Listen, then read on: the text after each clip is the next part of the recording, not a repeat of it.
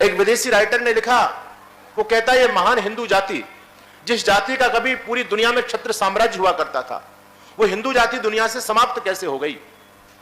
जिस जाति के पास में वेद जैसी धरोहर हो, जिस जाति के पास में गीता रामायण महाभारत जैसा सद साहित्य हो, और जिस जाति के पास में भगवान श्री राम और भगवान श्री कृष्ण जैसे आदर्श पुरुष हो, आखिर वो महान हिंदू जाति दुनिया से समाप्त कैसे हो गई। उस व्यक्ति ने हमारे अस्तित्व पर प्रश्न खड़ा किया है।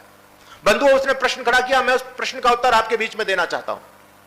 इसमें कोई संदेह नहीं है कि वेद जैसी धरोहर हम लोगों के पास में है, गीता रामायण महाभारत जैसे सदग्रंथ हम लोगों के पास में है, और भगवान श्री राम और भगवान श्री कृष्ण जैसे आदर्श महापुरुष भी हम लोगों के पास में है। यह हमारे लिए बहुत ही बड़े गर्व की बात है।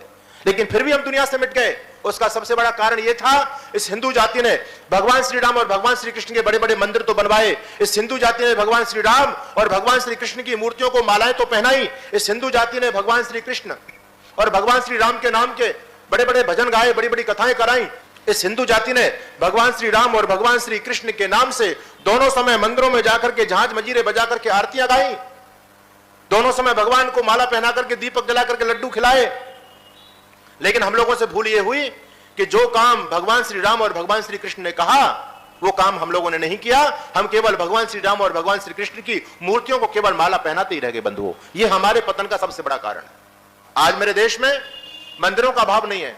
आज मेरे देश में घर घर रामचरितमानस का पाठ होता है, अखंड रामायण का पाठ होता है, लेकिन आश्चर्य की बात यह कि शिक्षा कुछ भी नहीं ली जा रही। फिर आखिर उन रामायणों के पाठों का फायदा क्या है, मुझे आप बताओ।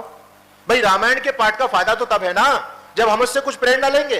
प्रेरणा कुछ लोग ले नहीं रहे। हम लोगों ने तो केवल रामायण के पाठ को सुनने मात्र में पुण्य समझ लिया, सुनने मात्र में धर्म समझ लिया।